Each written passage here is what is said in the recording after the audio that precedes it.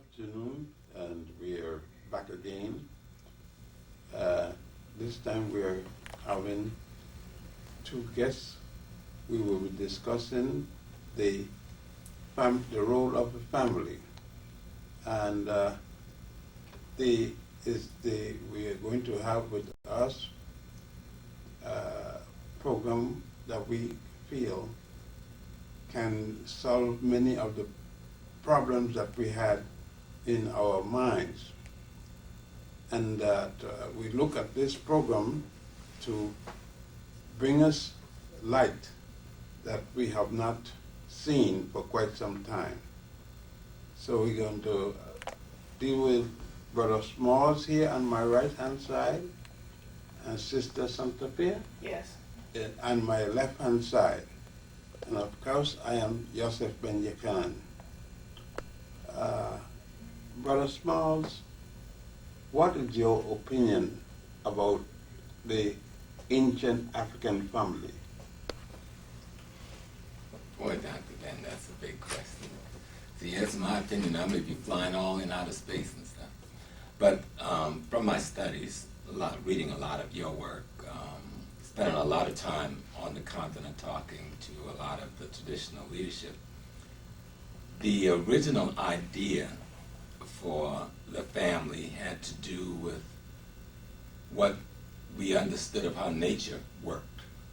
The whole notion of opposites complementing one another, creating a union for a lot of reasons. One, for all the reasons had to do with survival, but one was for protection, one was for mutual support, one was for providing the basic things that was needed, food, clothing, and shelter.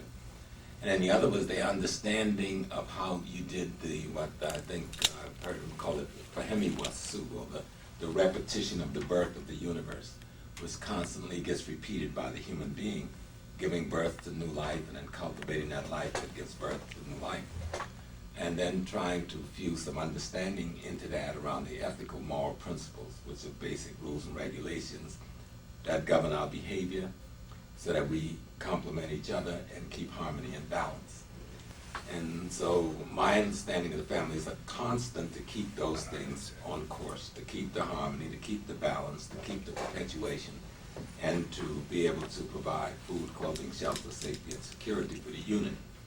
And that unit gets replicated in larger groupings we call extended families, or the clan, or the tribe, or the nation. Of course, all along the way of history, that gets faltered to the degree that any one of the individuals within any part of the unit is insufficiently tutored or trained in how it should really function. Santiprika, what is your opinion about family? My opinion about family is that, I would say in Africa, the children were well behaved, and there was a great deal of respect between the children and elders. It's something that we have definitely lost.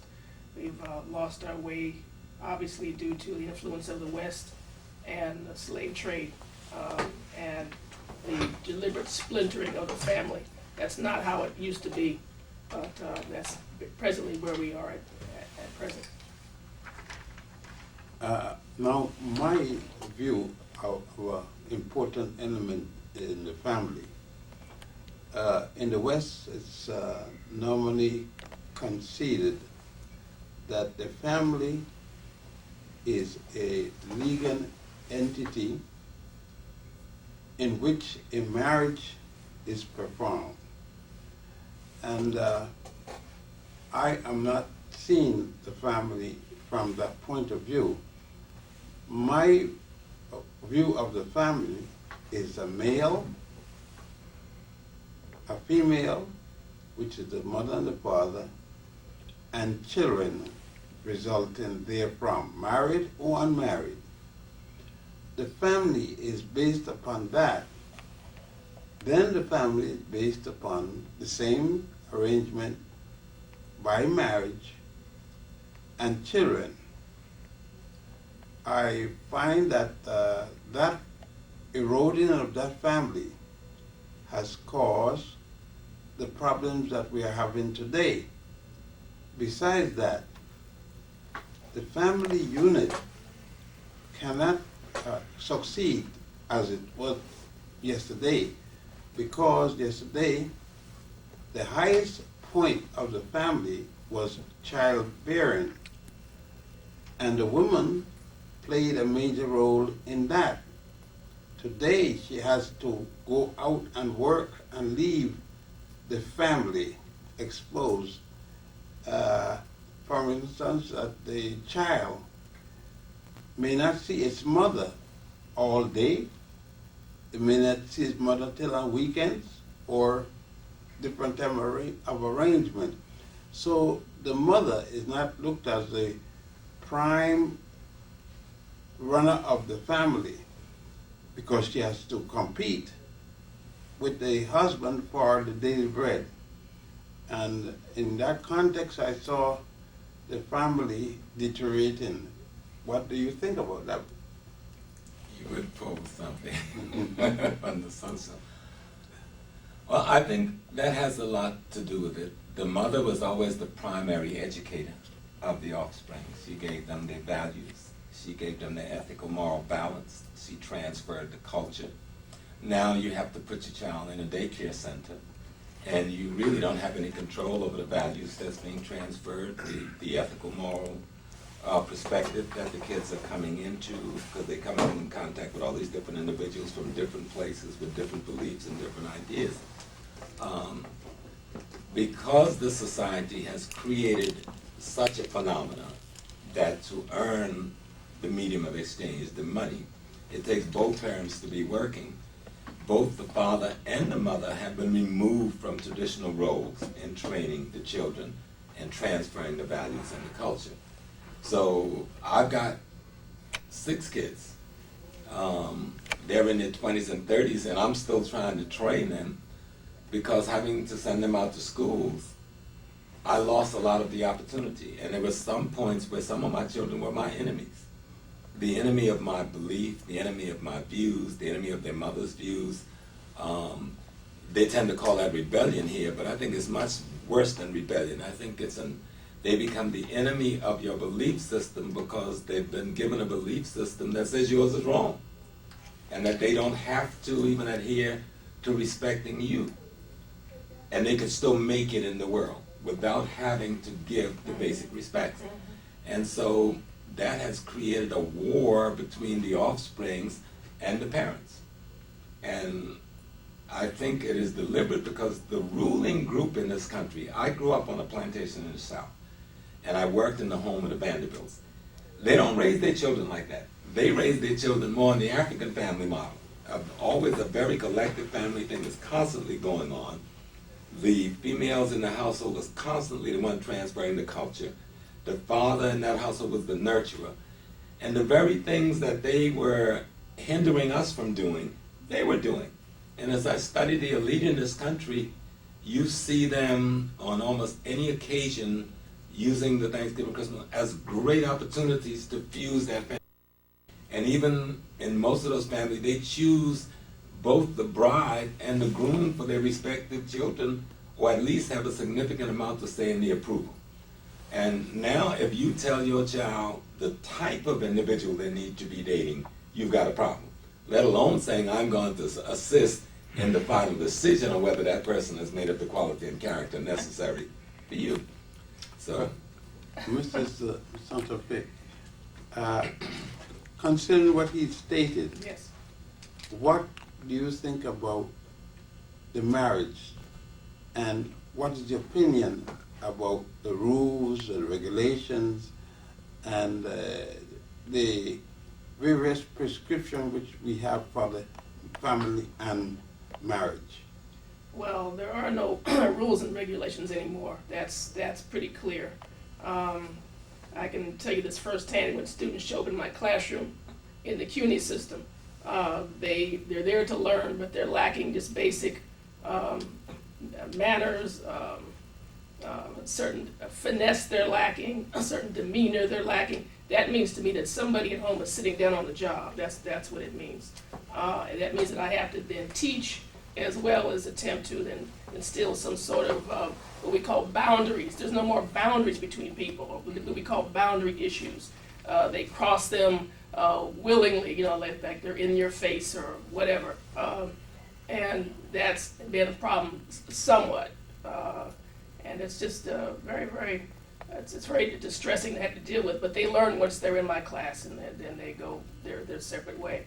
But in terms of some sort of redress, someone has to put that in place, so that what you'll have now is a society that's there are two sets of people who will have BA degrees. One set who has manners and so-called a sense of self-control, and another set that will have a BA degree, but they just don't care. They cross boundaries and very aggressive.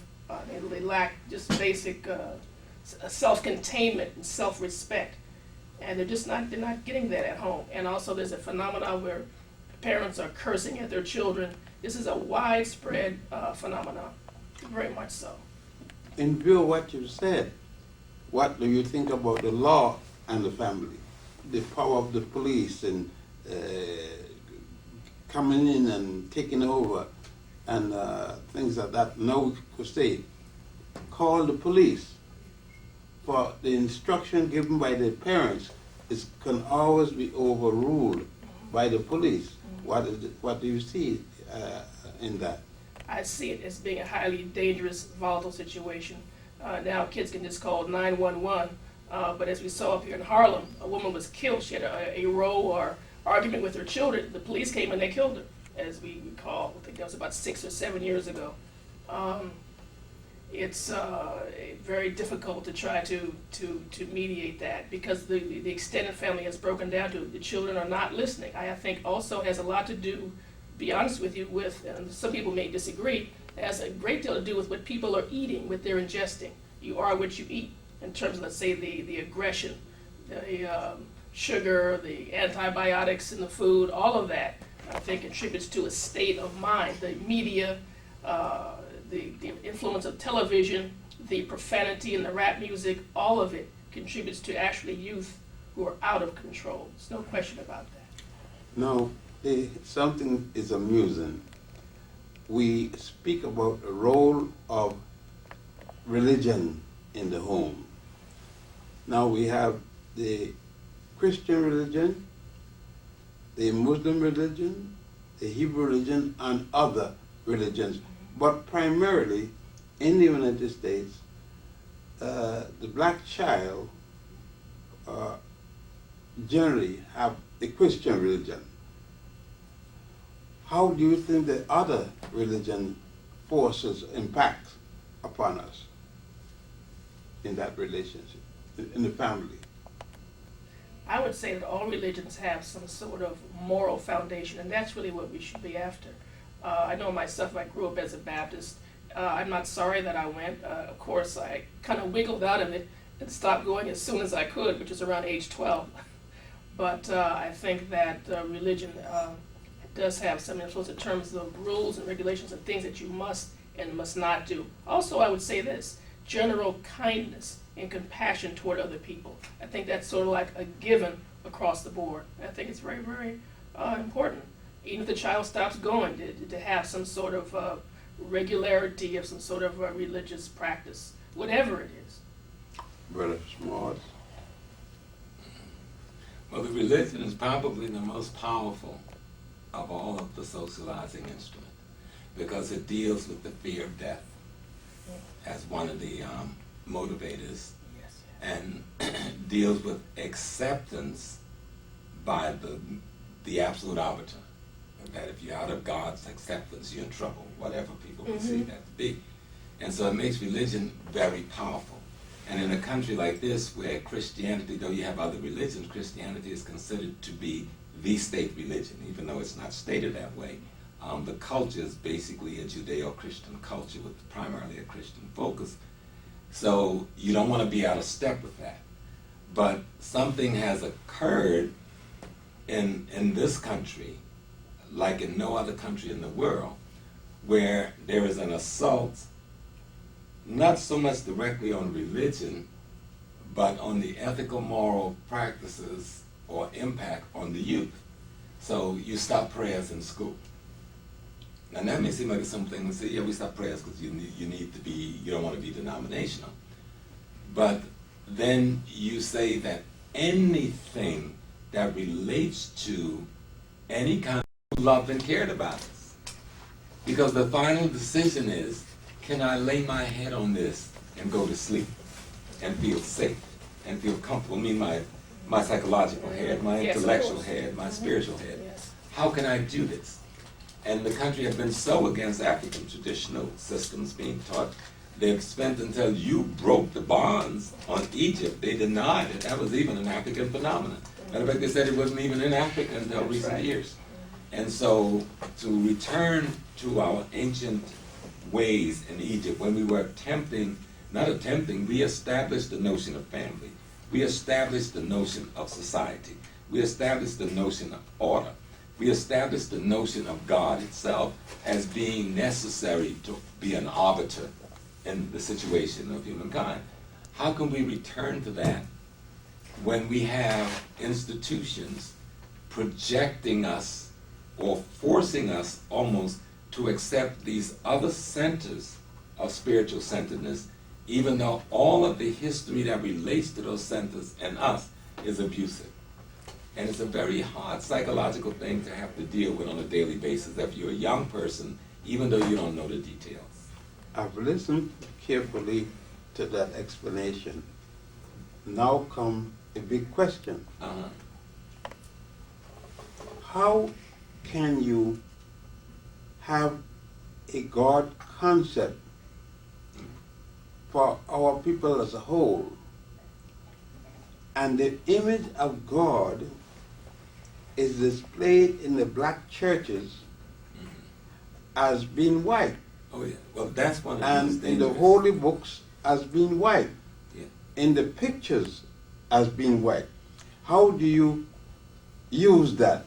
Don't you see in your text or something, when you refer to God, don't you mean a white person? Right. Well, I think one of the biggest reasons why most African Americans reject Christianity and Islam, even when they still participate in the rituals.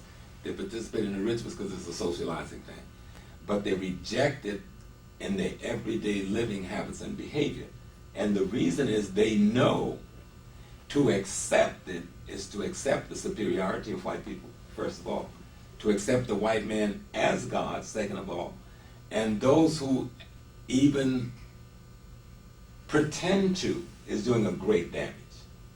Let me see if I can put that in context. When prisoners of war, I think it was during the Second World War, they call it the Helsinki Syndrome. Is it the Helsinki Syndrome? Were prisoners of war who were beaten and tortured. After the torture, psychological torture, and the physical torture got to be so much, they began in their mind to pretend that they were the torturer rather than the torturer. And that way, psychologically, they can reduce the impact of the destruction. African peoples, both on the continent and here, are pretending they're the Europeans.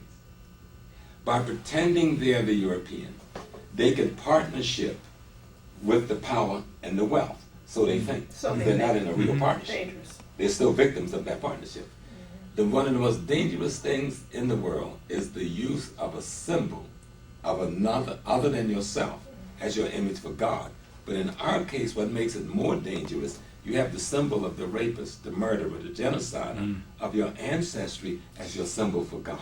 Somewhere in your subconscious, they know that your conscience is betraying it. And it creates quite a dynamic, as we can see in our people's lives every day. Well, I need your Oh input. goodness, it takes, I would say, brave teachers to actually help undo it. Again, on a person-by-person basis, one group of people at a time. It's difficult to do it on a mass scale. Although it's true, our people are reading more voraciously than ever before. But in terms of just one-on-one, it takes a really good professor or teacher to actually unteach these things. When I teach from the textbook, I splice in the black stuff and actually overturn the European or Eurocentric models regularly in my classrooms. I do that deliberately, and I'm pretty good at it. For instance, they talk about the origins of psychology. but the origins of Western psychology are in fact 100 years old. That's it.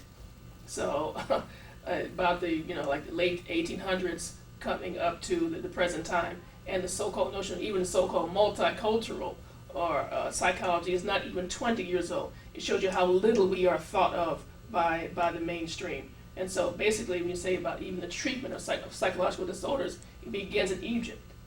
And I teach that in my classroom. Well, bring this question to a heading.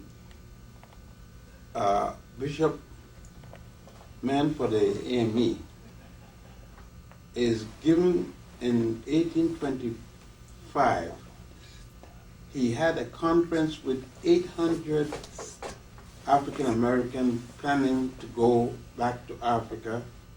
He had a free boat offered by Delaney, Captain Delaney, who had made trips before, and he was going to furnish all service for that boat free at cost. Bishop Allen and a number of people met and voted in the night, middle of the night, that they weren't going to Africa, and published their finding in the morning and turn these people around. What do you think of this? That was the beginning of what we call the Association of the Colored Peoples. What do you think about that? What impact that had on society today, if any, in your mind? Well, that's the dogma. I'll take a shot at it.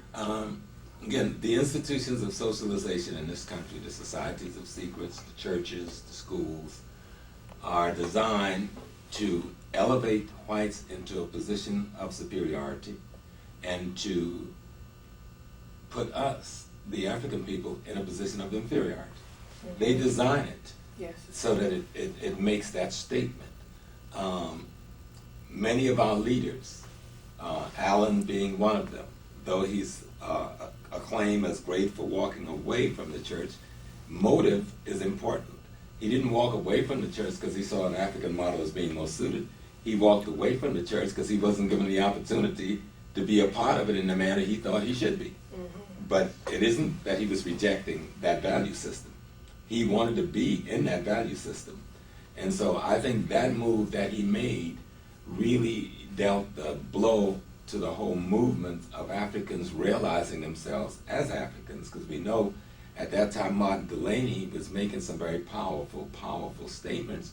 I remember one in 1835 at a meeting with whites, and he says that his house was his castle, and if the President of the United States, he was talking about the slave law, where you could retrieve us and put us back in slavery. Yes. He said, if the President of the United States comes to my house with his cabinet as his bodyguard, and the Declaration of Independence and the Constitution as his banner, either I will leave there dead or he will leave there dead, but he will not be allowed to violate that house. So when you have this attitude, talking about going back to Africa, and then you got Allen coming up and diffusing it, I had most beautiful afternoon with you both, and we have, for instance, right in Palestine today, they said that the Jews are taking away their land. But they came there as foreigners also and took the land, like they have taken it in other places, right? Like Sudan, Egypt, and places Libya, like that. Morocco. They don't belong there. No. And one of the critical things is, and I was also looking, there's a sister named Faye Dunham, Audrey Dunham, who's working on a PhD at Temple. And Audrey is doing a PhD on black nationalism. And her thesis is black nationalism is not a response to white oppression.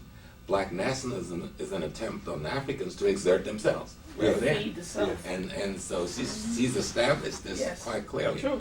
So we were looking at Martin Delaney, we were looking at Garvey, but we were looking at this extraordinary woman, Henrietta Benton Davis. Oh, God. Okay.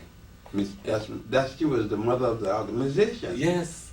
And most people don't know of her. This woman that worked with Garvey, she spoke 3 or 4 different languages. She was an elocutionist. She was a magnificent organizer. She went to Central America with him, to South America with him, Yes. up and down the eastern seaboard through the west. And we had such an extraordinary character in our history, and no one knows she ever existed. So what we've been trying to do, some of us, is resurrect some of the unknown activists, male and females, especially from that 1800 period right into the 1940s. What would you say that the division in the Garvey movement between the women and the men created a thing that is reacting up to now? The women's division only allow secretarial work to the women, and that is existing up to today. For instance, in Cook's organization, you had the women's division won't even allow to participate in certain aspects. Yeah, True. And a lot of people think that that is African, and that's not. No, That's it's not very African. European. And Africa, for as far back as we can go, we've had female heads of states. Yeah. We've had females in all categories of society. Right. You Civil just have rights to era, too. look Right. at the literature, even the oral literature, and even today in the traditional societies that we can Right. visit, that's intact. And the women do not have a diminished role. But right in Africa now, if you go into the urban setting, where they've been acculturated in British French culture, they have diminished the woman's role Right. in society. Right. And because people see the aesthetic of Africa there, they think that's an African phenomenon, and it's not. And so we've got to be very careful not allowing African aesthetics to fool us on what is substantively African values and African worldview. And I think what was occurring at the time that Delaney, and then right into a man who people know very little, T. Thomas Fortune, Yes, who yes, became yes. the editor of Yes. Garvey's newspaper. Right. But he used to work with Booker Washington before and helped found something called the Afro-American League in Right. 1892. Okay, Mhm. and that the Afro-American League, the Boys was a part of that and took that constitution with them into the Niagara movement and into the NACP. Now that you've gone that much into the African past, I would say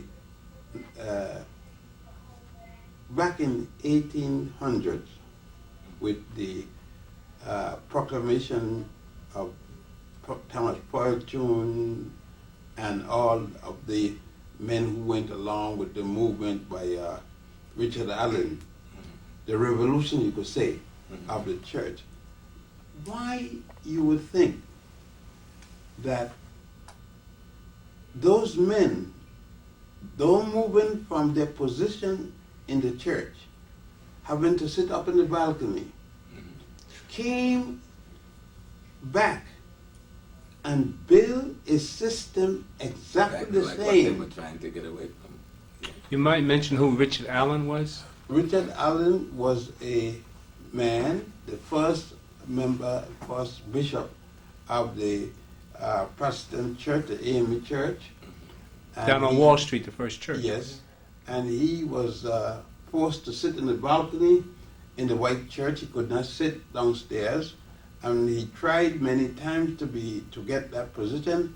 And eventually, he left the white church and founded the African Methodist Episcopal Church.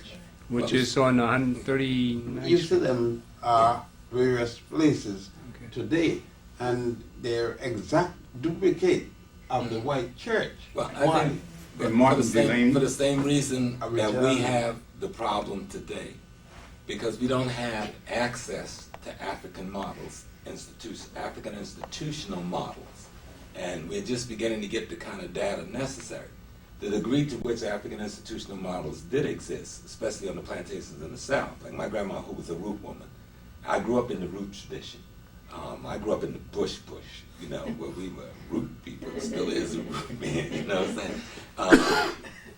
That tradition was so frowned upon and looked down upon by the intellectuals and those who had been socialized by a white middle class and upper class society that they never even thought of that as a model. Legitimacy, that was the Right, issue. it didn't have any legitimacy Yeah. as a social model course. or a spiritual model. So they took the spiritual models they had And the only value system that they had, because they were acculturated and socialized, is white people. That's true. And so we are talking really, and I know some people get angry, but we are talking about white people in blackface, trying to forge their notion of freedom in a society where the concept of freedom that was available to use did not apply to them. And so every effort we took seemed to just mire us deeper and deeper into submission and Yes. imitation Yes. of white society. Yes. If that is so, the effect of the church going back to Mother Africa, Liberia to be exact, the role of the church, the black church, was the same as the white church in preaching to the people Right. the myth of the Christian religion, Jesus born of a virgin, and so on. It What effect it had? It became a colonizer, a mental and a spiritual colonizer. And as it manifests itself in Liberia particularly, but we know they had established one in Ghana, they had established one in Nigeria, they had established one in South Africa, and this is before the turn of the century. And they were there primarily to civilize the Africans. This is the African American Christian viewing themselves as a civilizing agent, Right. but using the same institution that was used to keep him in a deprivated state psychologically, intellectually, and spiritually. And I'm saying just as now and then, we believed because through fear and intimidation at the deepest psychic level, we cannot reach out to an African institutional model. We can see it now as we've learned more about Egypt. There's African institutional models for our spiritual perspective. We can see it in the Yoruba tradition. We can see it in the Akan tradition. And even many times when people move into those traditions, they take the Christian format with them. Yep. And so we have to really, and I think Sister was talking about how she spliced our stuff in between, we have to really talk about how do we begin to construct institutions for socialization purposes. That is fundamentally African, and my take on that is that it has to come exclusively out of our ancestral experience in order for that to happen. With the black church and with Ethiopia having the oldest form of Christianity, the Coptic Church, why would you assume that for years in and years out, the black people did not adopt the Coptic religion? You wanna That's do it? That's a heavy. That's a very heavy one. Woo! I don't know if I can really answer that question. I would say there's a lot of misrepresentation. You say the Coptic Church, as you know, all throughout Europe, there's the Black Madonna. Even that didn't save it, and they turned all the Madonnas and, of course, Jesus white. You know. And Say it's- that again slowly, please. What I'm saying is that all over Europe there is a phenomenon of the Black Madonna. But by the time they got to us, I'm sure they had changed all the Jesus and Madonna's white. And so that's some of the difficulty in terms of, in other words, literally something being lost in the translation. That's a big part of it. And Well, why do you feel that at present the Catholic Church is given the tendency to also use a white Jesus now? The Ethiopian Church, Jesus is now starting to be presented as white in many places, and the Ethiopian Bible have 2 books more than the Western Christian Bible. And the Ethiopian Church became the first national church. The first nation to have a national church was Ethiopia. There's lots of arguments if the people, the people that have Unyanan is the name. The name in that with an IAN. They popular in jewelry. Yeah. What? I knew what the name of the people are. Armenians. The Armenians are given credit for being having the first national church, but it was the Ethiopians. Of course. And Azuma was the king who converted to Christianity and made his entire cabinet, and thus became the first Christian church. Well, why do you feel that the Coptic movement didn't grow among the African Americans? Well, we know that at that same period in the 1800s, we had a heavy Ethiopian movement developing in this country. And we saw at the turn of the century the evolution of the Hebrew Israelite movement coming from some of those people. We saw even the evolution of Drew Ali and the Moorish Science Temple coming out of some of that movement. And some Ethiopian churches have survived to this day. But I think the reason we didn't go, because the one thing African Americans, and I guess when you blind and think you can see, you really don't know you're blind. I think the healers, those who, and healers I mean by historians and scientists and others who have tried to enlighten themselves, haven't really addressed the problem that labels is not deep enough for self-identity. So we've been satisfied with just saying, I'm African American, I'm black. Those are labels, but what package should be behind the label? What's underneath? Right, and we haven't really addressed to the construction of personality construction, value system, interest, principles, Reconstruction. world, right, reconstruction. Of the mind. And then there have to be a deconstruction before the reconstruction, and we haven't really undertaken that. So most black folks, let me just back up a minute, most religions today, we call them religions. But in the founding, they were state ideology, okay? These state ideologies have taken a peripheral position, but a supporting position to new material ideologies like capitalism and socialism. Wait, no. Now that you have said all that, you know Ilombe Brad. Yes. Yes. His movement sponsored a certain tradition among African women, the grandiosa models. These African women were proud of their hair, Yes. proud of their body, and perpetuated, trained it. Natural hair, Yes. no hair, no hot, not comb or no straightening or nothing like that. Why do you feel that failed to exist today? Because we failed, I think those of us in the 60s, then I'm going to let it come back. I don't know about that. I don't know if I agree with that sitting there with her as an answer. I think it doesn't have the broad spread appeal, because when we in the 60s was fighting to perpetuate that movement, and I appreciate the grandesses, they didn't stand there. When I grew up, everybody wore their hair in that fashion. I grew up on a plantation. You couldn't work in the fields in those days. Hair. Yes. And we had our hair cornbraid and all this stuff. Right. But as a social statement, to make a statement on how we feel about that, they were certainly the pioneers. But the system of oppression in America, using their media and their education, went on the attack.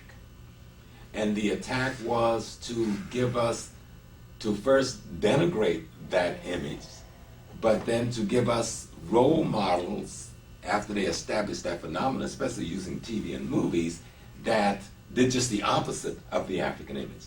So if someone who straightened their hair, conduct themselves like a white person, dressed like a white man, can be successful, and the images we constantly get of those who try to be natural or revolutionary is unsuccessful and losing, pretty soon you're going to make a choice of which one of those you want to be. And the young people begin to make a choice that nationalist revolutionary stuff ain't getting me nowhere, and wearing that old nappy hair ain't getting me nowhere.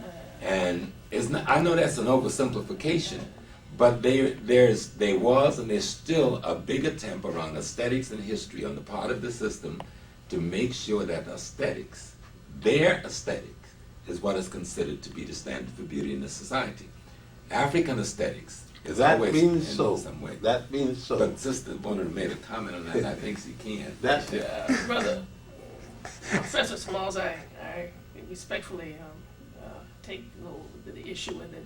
I think that the hair in the 60s, if I may really speak to that, is from a psychological viewpoint, it really means that the sort of a pushing out of the mind.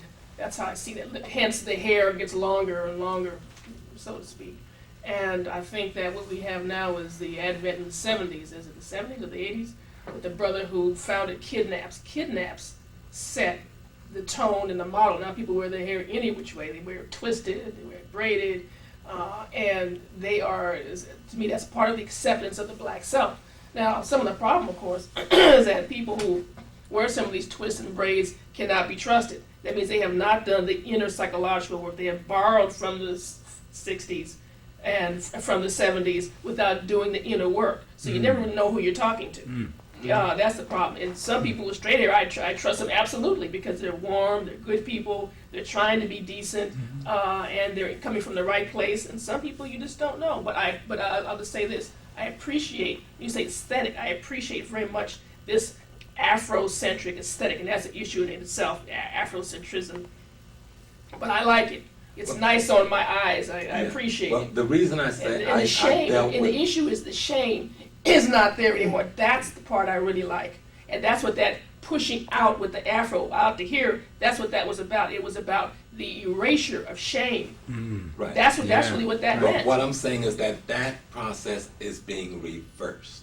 And even where we see people wearing the extensions that the Senegalese and others on the 125th making good money off of, if you watch body language and how the movements that's dealing with, you're not talking about an emulation of any African aesthetics. Right. You're talking about, yes, I can look enough African so that I'm perceived not to be in betrayal, but I can have enough of the aesthetics of the European that I can seem not to be in opposition.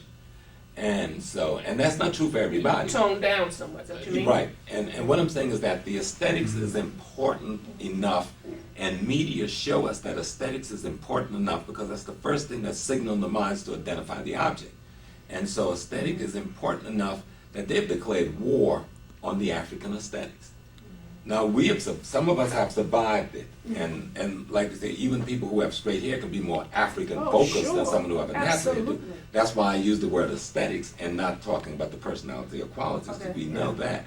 But I'm saying the importance of aesthetics in signaling things to the human mind. You mean it's too is stylized? significant. Do you really mean it's too stylized? Is that No, what you mean? I mean there have been a appearance? kind of a media rejecting of the African aesthetics as a success model. As a success. Okay? For someone to be successful, you can't have African aesthetics.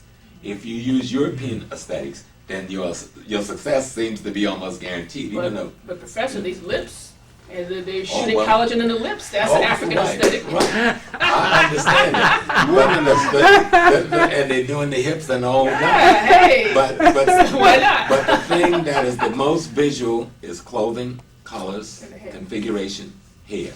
Okay. Well, And- did Superfly, so then they know. did Superfly then have a part to play in the aesthetic change and downing the image? Because at one time, if you had Good question. African hair, you couldn't get a job. I think that the Superfly syndrome and the so-called exploitation series of films we saw for about a decade was a part of the attack on the African aesthetics. To make us look You ridiculous. see, To make us because look when I ridiculous. see you, right, and I adore the hair in the natural state because you can do a lot of different things with Thank your you. hair. Thank you. But when I see you, you remind me of many, many, many things sacred to me.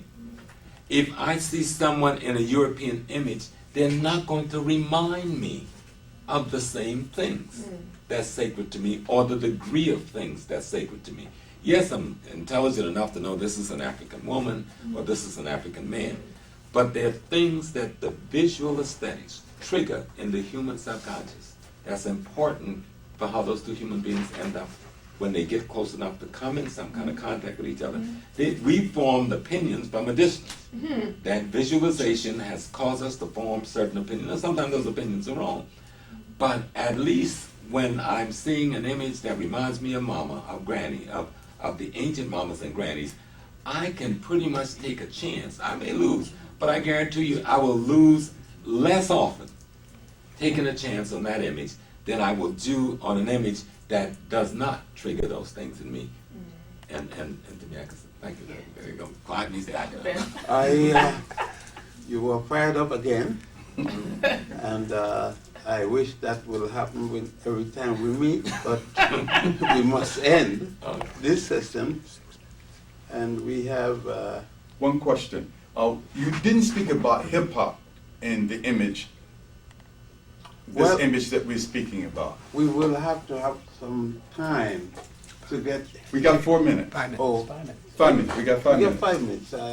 You want to take the hip-hop culture setting on the existing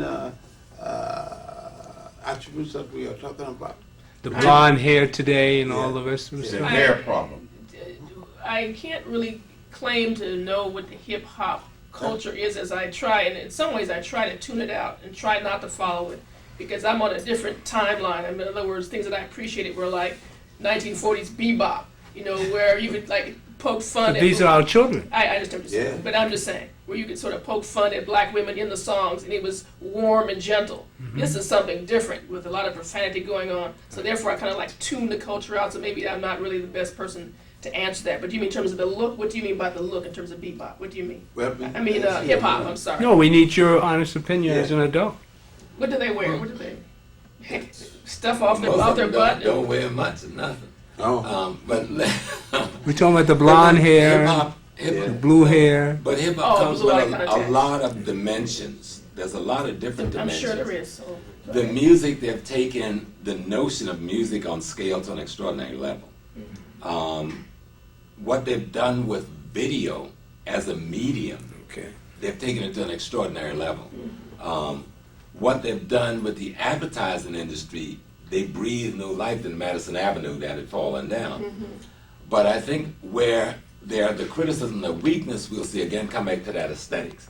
Once these youngsters become so attractive to other African and non-African youngsters, somebody had to change the aesthetics because you're dealing with social warfare in this country constantly.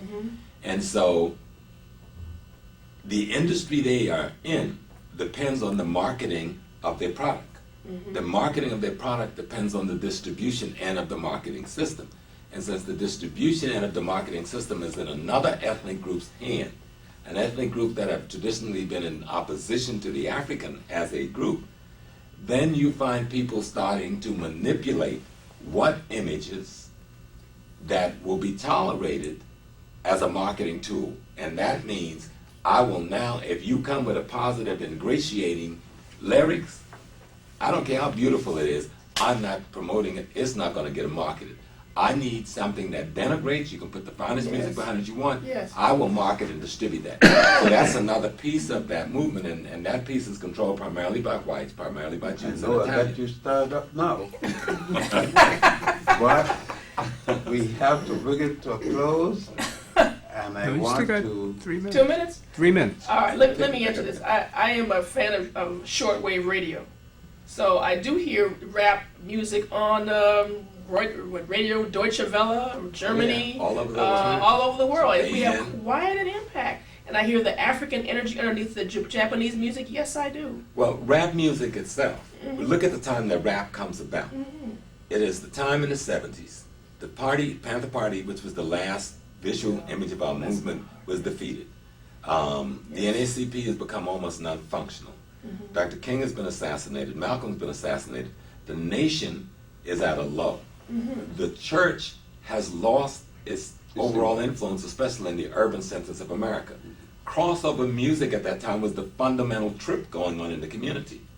During that same period, late 60s to mid 70s, almost across the board nationally, music programs in the black schools closes out.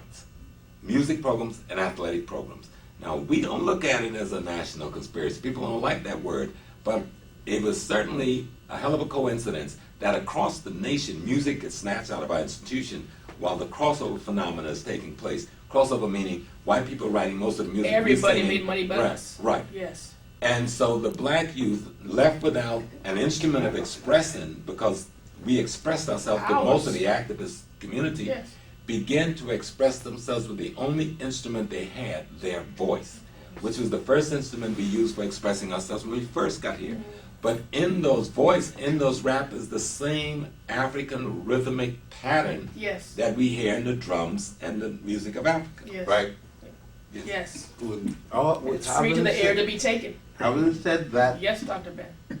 our next sitting, we will discuss this much further, but right now we have to wrap it up and find another means of expressing ourselves. Yes.